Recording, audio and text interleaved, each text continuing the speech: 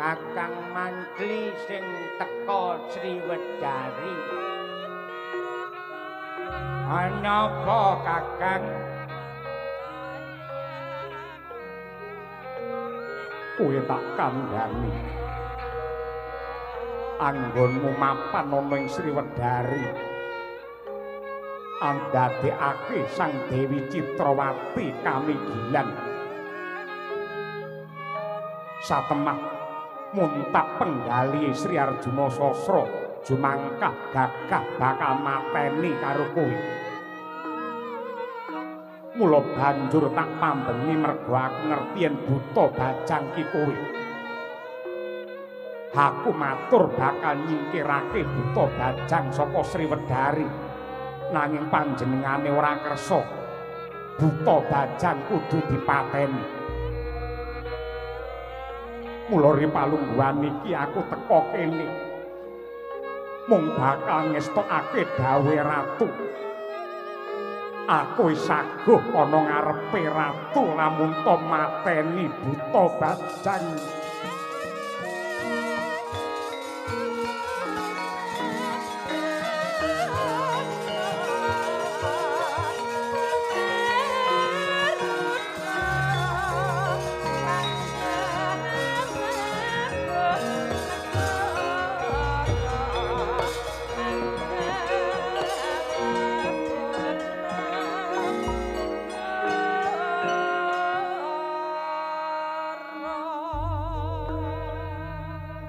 Nanging nadyan kaya ngapa lan kepiye sing jenenge sedulur kuwi tega larane ora tega patine.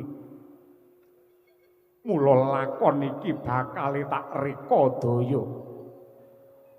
Dina iki kowe mulya ning desa Jatisrana. Aku mengko tak matur karo Sinuwun Arjuna Sasra lamun to kowe wis tak pateni.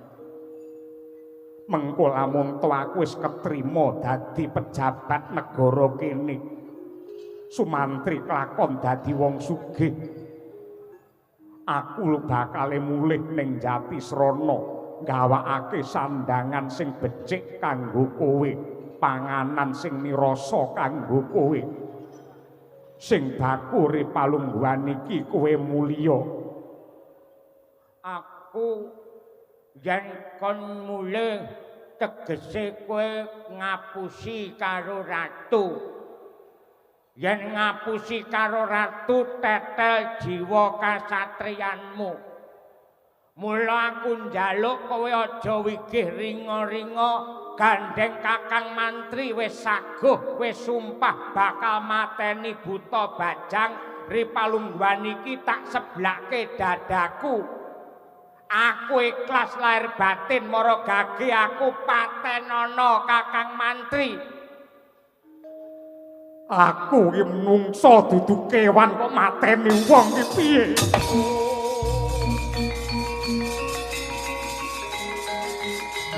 Kakang Mantri.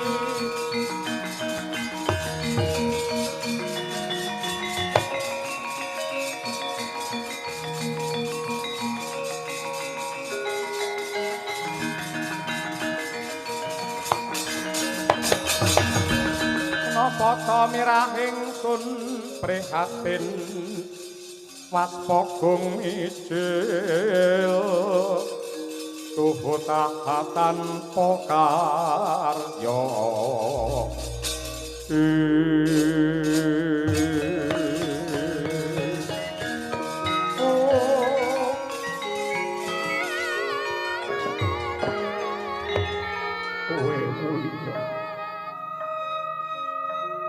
apik-apike abdi yen manut karo perintahe kakange.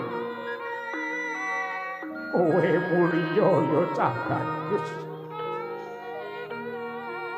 Kowe balya.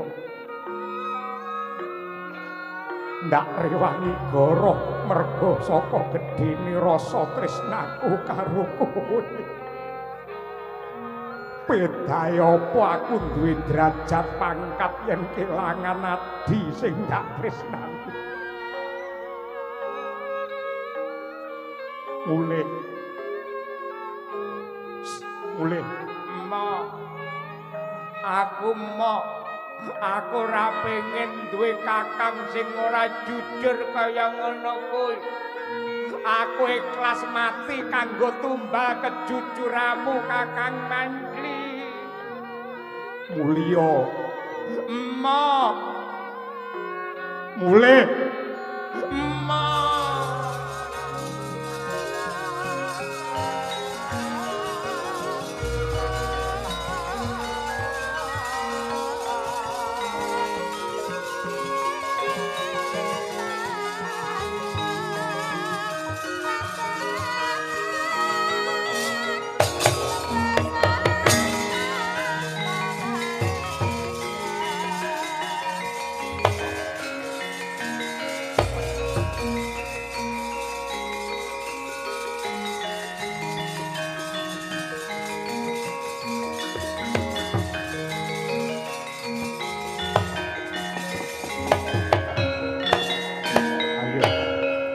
Aku tegel tenan karo kowe Sukasrana.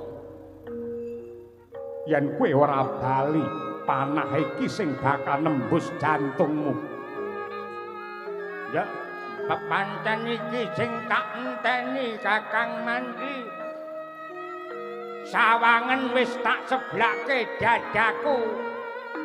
Maragake tibakno pener jantungku aku lila mati waton kowe dadi pejabat sing jujur. Kowe mulya. Mo Yen ra mulih mati tenan kowe. aku mau mulih. Nadyan kaya ngapa lan kepiye aku mau mulih. Sumantri.